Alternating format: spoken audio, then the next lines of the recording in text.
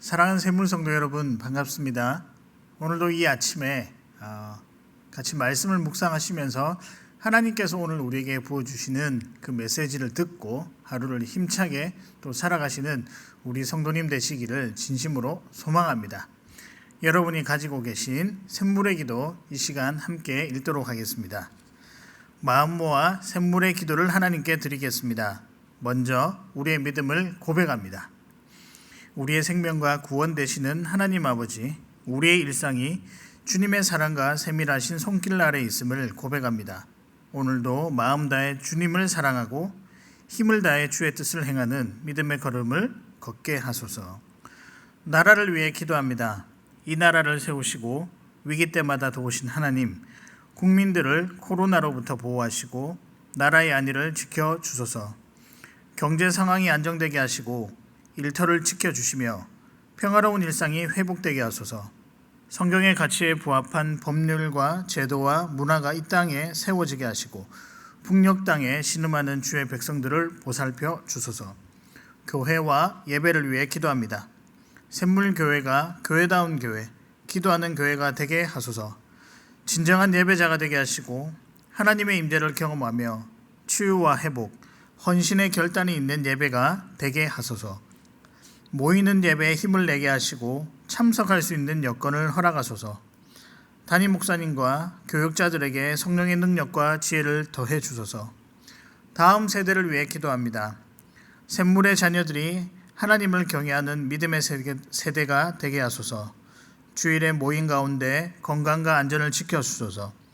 주일학교와 청년들의 여러 행사가 지혜롭게 준비되어 유익한 신앙훈련이 되게 하소서.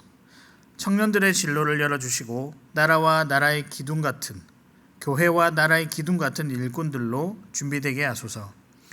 목장을 위해 기도합니다.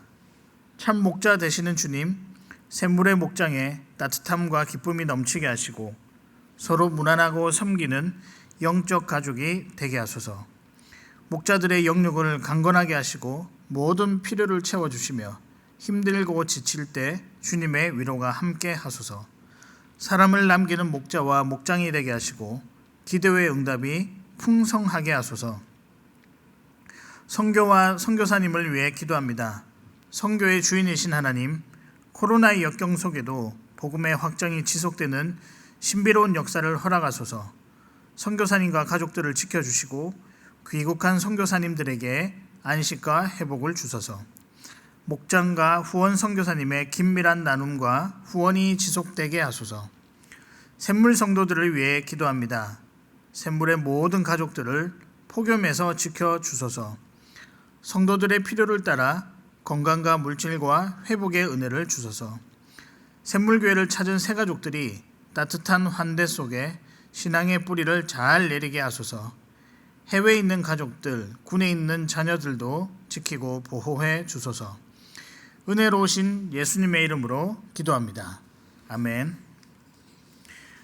오늘 저와 여러분이 함께 나누실 말씀은 예레미야 14장 1절에서부터 12절까지의 말씀입니다. 가뭄에 대하여 예레미야에게 임한 여호와의 말씀이라. 유다가 슬퍼하며 성문의 무리가 피곤하여 땅 위에서 애통하니 예루살렘의 부르짖음이 위로 오르도다. 귀인들은 자기 사환들을 보내어 물을 얻으려 하였으나 그들이 우물에 갔어도 물을 얻지 못하여 빈 그릇으로 돌아오니 부끄럽고 근심하여 그들의 머리를 가리며 땅에 비가 없어 지면이 갈라지니 밭 가는 자가 부끄러워서 그의 머리를 가리는도다. 들에 암사슴은 새끼를 낳아도 풀이 없으므로 내버리며 들나귀들은 벗은 산 위에 서서 승냥이같이 헐떡이며 풀이 없으므로 눈이 흐려지는도다. 여호와여, 우리의 죄악이 우리에게 대하여 증언할지라도 주는 주의 이름을 위하여 일하소서. 우리의 타락함이 많으니이다. 우리가 주께 범죄하였나이다. 이스라엘의 소망이시여, 고난 당한 때의 구원자시여, 어찌하여 이 땅에서 거류하는 자같이 하룻밤을 유숙하는 나그네 같이 하시나이까. 어찌하여 놀란 자 같으시며 구원하지 못하는 용사 같으시니까. 여호와여, 주는 그래도 우리 가운데 계시고 우리는 주의 이름으로 일컬음을 받은 자이오니 우리를 버리지 마옵소서. 여호와께서 이 백성에 대하여 이와 같이 말씀하시되 그들이 어그러진 길을 사랑하여 그들의 발을 멈추지 아니하므로 여호와께서 그들을 받지 아니하고 이제 그들의 죄를 기억하시고 그 죄를 벌하시리라 하시고 여호와께서 또 내게 이르시되 너는 이 백성을 위하여 복을 구하지 말라. 그들이 금식할지라도 내가 그 부르시점을 듣지 아니하겠고 번제와 소제를 들을지라도 내가 그것을 받지 아니할 뿐 아니라 칼과 기근과 전염병으로 내가 그들을 멸하리라. 아멘. 오늘의 말씀은 중보기도입니다. 남을 위해 하는 그 중보기도에 대해서 말씀을 나누고자 합니다. 우리는 기도할 때 우리 자신을 위해서 기도도 많이 하지만 또 우리 주변에 있는 사람, 또 목원들, 또 목장 식구들, 즉 다른 사람을 위해서도 많이 기도하는 것을 볼 수 있습니다. 그래서 그들에게 기도 제목을 받기도 하고 또 대화 중에 어려운 형편들을 듣고 나면 그것으로 기도 제목을 삼아 열심히 기도하고 또 함께 그 은혜를 나누는 시간들도 가집니다. 이런저런 이야기 중에 기도에 힘이 있다라는 이야기를 우리가 듣게 됩니다. 나는 정말 기도할 힘이 없어서 좀 힘들어서 이렇게 있는 상황이지만 누군가가 나를 위해 기도해 주는구나를 느끼면서 이 기도에 힘이 있다, 중보기도에 힘이 있다라고 하는 고백들을 우리가 주변에서 종종 듣게 됩니다. 성령께서 모든 기도를 들으시고 응답해 주시기 때문입니다. 이렇듯 이런 중보기도는 우리 삶 가운데서 특별히 우리 신앙생활 하는 데 있어서 매우 중요한 일입니다. 오늘 선지자도 이스라엘 백성들을 위해 중보기도를 하고 있습니다. 기도 응답을 믿고 간절한 마음으로 기도하고 있습니다. 얼마나 간절했는지 마지막에는 하나님께서 그 기도를 하지 말라라고 그렇게 말씀하시기도 합니다. 그럼에도 불구하고 이 선지자는 백성들이 돌아오도록 하나님과의 관계가 회복되도록 애를 써서 기도하고 있습니다. 그래서 하나님의 심판이 비켜갈 수 있도록 간절한 마음으로 그 백성들을 위해 애통하며 부르짖고 있습니다. 이때 하는 이 중보기도는 도대체 무엇일까요? 이 구절을 통하여 특별히 7절과 9절에 간절한 선지자의 중보기도 내용이 들어있는데요. 오늘 함께 이 구절을 통하여 어떻게 하는 것이 중보기도인가, 또 중보기도는 어떻게 하는가라는 질문으로 말씀을 나누어 보고자 합니다. 여러분, 중보기도는 어떻게 하는 것일까요? 첫 번째는 회개입니다. 애통의 회개기도가 중보기도의 첫 번째 단계입니다. 이 기도가 먼저 필요합니다. 중보기도는 애통의 회개를 먼저 하는 기도입니다. 여러분, 우리가 늘 평소에 기도할 때 그 기도를 한번 살펴보도록 하겠습니다. 맨 처음에는 여호와 하나님을 부릅니다. 그리고 하나님께 감사합니다. 그 다음에 무엇을 할까요? 회개의 기도를 합니다. 그리고 난 다음에 간구와 이 모든 것이 이루어질 줄 확신합니다 라고 하면서 예수 그리스도의 이름으로 기도합니다 라고 하면서 마무리를 짓습니다. 우리의 죄가 있음을 하나님께 내어놓고 하는 이 회개 기도가 중보기도의 첫 번째 단계라는 것입니다. 이 시간을 통해 우리가 죄인이며 하나님 아니고는 해결할 수 없다는 이 사실을 인정해야 합니다. 그리고 이런 회개의 고백은 하나님 앞에 우리는 아무 힘이 없습니다 라고 하는 그 인정의 고백이라고 할 수 있겠습니다. 7절에 보면 세 번의 같은 의미의 표현이 반복되고 있습니다. 여호와여, 우리의 죄악이 우리에게 대하여 증언할지라도, 또 우리의 타락함이 많으니이다, 마지막으로 우리가 주께 범죄하였나이다 라고 똑같은 내용을 다르게 표현하고 있습니다. 선지자 예레미야가 중보기도를 하면서 먼저 자신과 백성들이 죄가 있다 없다, 있다라고 회개하는 부분입니다. 애통하는 마음으로 이 회개 기도를 시작하고 있는 것입니다. 애통의 회개의 기도를 그렇다면 우리가 해야 하는 이유는 무엇일까요? 먼저 하나님께 우리가 죄송하기 때문입니다. 하나님께서 우리를 자기의 자녀, 자기의 백성 삼아 주셨음에도 불구하고 우리는 여전히 죄를 짓고 있습니다. 죄송한 마음, 미안한 마음, 그리고 너무 부끄러운 마음을 담아서 또 우리가 표현을 해야 됩니다. 이것이 회개기도입니다. 또 있습니다. 우리 자신의 힘으로는 이 죄의 문제를 해결할 수 없기 때문에 이 회개기도를 해야 한다는 것입니다. 우리를 자녀 삼아 주시고 백성 삼아 주신 하나님께서 가장 싫어하는 것은 죄입니다. 그래서 우리가 죄를 멀리할 수 있게 해달라고, 또 죄와 거리가 있게 해달라고 하나님께 도움을 구하는 기도가 회개기도라는 것입니다. 그러나 우리는 늘 죄를 지으면 지은 채로 살아갑니다. 이런 상태로 영원히 살아갈 수도 없으며 또 우리에게 주어진 생명을 영원히 유지할 수도 없습니다. 그래서 이 상태를 어떻게든 해결을 해야 합니다. 이런 우리의 형편을 겸손한 마음으로 하나님께 아뢰입니다. 이것이 회개기도입니다. 이 회개기도는 애통한 마음으로 도저히 어떻게 할 수 없어서 하나님께 나옵니다라고 하는 겸손한 마음으로 드려야 합니다. 우리의 기도가 여기에서부터 시작한다는 것입니다. 선지자처럼 오늘도 우리는 다른 이들을 위해 중보기도합니다. 이때 먼저 우리는 애통하는 마음으로 회개기도를 해야 할 것입니다. 자신의 죄를 고백하고 또 다른 사람들의 죄를 함께 고백하며 하나님께 용서를 구해야 합니다. 그래서 우리의 힘으로 도저히 해결할 수 없음을 하나님께 겸손한 마음으로 아뢰야 할 것입니다. 중보기도는 애통으로 시작하는 회개기도, 이것으로부터 시작된다는 것입니다. 두 번째입니다. 중보기도는 어떻게 해야 되는가? 찬양입니다. 높이는 찬양, 즉 하나님을 높이는 찬양을 기도 가운데 해야 한다는 것입니다. 중보기도는 하나님을 높이는 찬양이 반드시 필요합니다. 특별히 하나님의 일하심과 위대하심에 대한 찬양이 있어야 합니다. 본문 7절 중반에 보면 주는 주의 이름을 위하여 일하소서라고 나와 있습니다. 단순히 여호와 하나님 일하시옵소서라고 부탁하는 것이 아니라 여기에 사용된 이름은 호칭보다는, 즉 주의 이름이라는 여기서 사용된 이 이름이란 이 호칭은 단순하게 우리가 주님이라고 부르는 호칭을 넘어서서 하나님이 어떤 분이신지, 또 어떻게 역사하여 왔는지 사실 더 크고 위대한 의미를 포함한 그런 호칭입니다.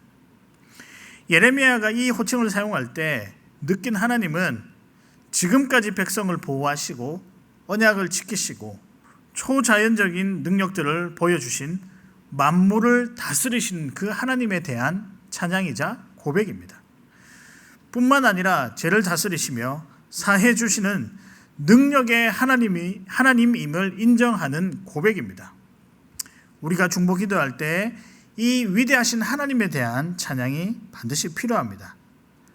여러분, 다윗의 시편들을 한번 보시기 바랍니다. 비통의 심정, 또 고난과 역경의 순간, 그 가운데서 자신의 죄를 인정하며 다음으로 이 죄를 해결해 주시는 자신의 삶 속에서 보여주셨던 위대하신 하나님을 찬양하고 있습니다. 모든 것을 주관해 주시는 모든 일의 해결자 되시며 피할 바위 되시며 산성이 되신 그 하나님을 간절하게 그리고 진심을 다해 찬양하고 있다는 것입니다. 우리가 중보기도를 하면서 하나님 앞에 잘 보이려고 하나님을 찬양하는 것이 아닙니다. 중보기도의 상황이라고 하면, 중보기도를 해야 하는 상황이라고 하면 그 상황이 실은 어렵고 해결할 수 없는, 우리 힘으로는 해결할 수 없는 상황 가운데 놓였다라고 판단할 수 있습니다. 그 문제 앞에 드리는 기도입니다. 그런데 이런 기도를 드리면서 하나님께 잘 보인다? 그렇지 않습니다. 이제껏 걸어온 삶의 흔적들을 보니 하나님의 위대함의 흔적밖에 보이지 않는다는 것입니다. 지금 당장 어렵고 이 문제를 해결해 달라고 하지만 막상 해결이 되지 않아 가는 것 같이 보이지만 그 걸음들을 뒤로 하고 보니까 위대하신 하나님께서 예전에도 일하셨고 지금도 일하시고 앞으로 일하실 것, 이 사실에 대해서 깨닫게 되고 또 경험하게 되고 경험하게 될 것이라는 확신이 있다는 것입니다. 이런 사실 앞에서 우리는 위대하신 하나님임을 인정하지 않을 수 없습니다. 진심입니다. 그 진심에서 나오는 것이 무엇이냐? 찬양이라는 것입니다. 중보기도할 때 이 진심 어린 하나님을 찬양하는 것, 이것이 반드시 필요합니다. 그래서 하나님 아니고는 절대 해결해 주실 분이 없다라는 고백, 찬양을 통해서 해야 한다는 것입니다. 우리도 오늘 고백할 때 하나님 아니면 안 됩니다. 정말 하나님이 필요합니다. 제게 보여주셨던 순간순간 어려움 속에서도 지켜주시고 보호해주셨던 그 하나님을 찬양해야 합니다. 또 찬양합니다 라고 간절히 고백해야 합니다. 여러분, 중보기도는 어떻게 하는 것일까요? 선지자 예레미야의 기도를 보면서 말씀을 나누고 있습니다. 첫 번째는 회개입니다. 애통의 마음으로 하는 회개가 먼저 필요합니다. 두 번째는 찬양입니다. 하나님의 위대하심을 찬양하는 것이 필요합니다. 그렇다면 마지막은 무엇일까요? 마지막은 확신입니다. 구원의 소망, 그 소망에 대한 확신이 중보기도 가운데 필요하다는 것입니다. 여러분, 중보기도는 하나님께서 도와주신다는 소망, 그 소망에 대한 확신을 부여잡고 하는 것이 중보기도입니다. 그래서 확신은 중보기도를 하는 순서의 맨 마지막 순서이자 마무리라고 할 수 있습니다. 하나님이 이렇습니다. 도와주시옵소서. 하나님은 위대하신 분이십니다. 여기서 더 나아가서 우리의 기도를 들으시고 응답해 주실 것을 저는 확신합니다.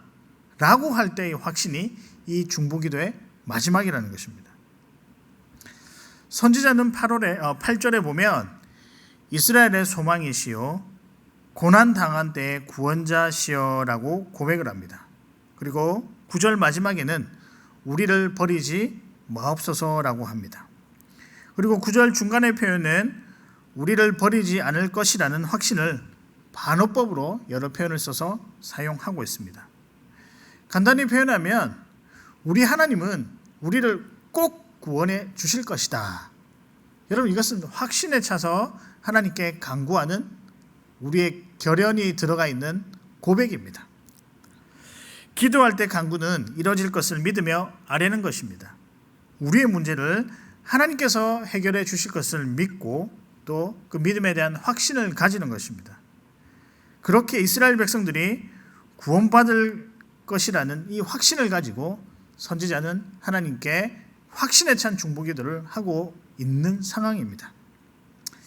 오늘 하나님께서 이런 선지자의 기도도 필요 없다라고 마지막에 애석하게도 그렇게 말씀하시지만 그래도 우리는 선한 믿음을 가지고 끝까지 또 간절하게 외쳐야 합니다. 또 우리가 확신을 가지고 기도해야 하는 이유가 한 가지 더 있습니다. 우리의 구원의 소망 되시는 예수 그리스도께서 중보기도를 지금도 멈추지 않고 계시기 때문입니다. 히브리서 7장 25절에 그러므로 자기를 힘입어 하나님께 나아가는 자들을 온전히 구원하실 수 있으니 이는 그가 항상 살아계셔서 그들을 위하여 간구하심이라. 예수님은 우리를 향한 중보의 기도를 멈추지 않고 계십니다. 우리의 기도에 신실하게 응답하고 계신다는 의미입니다.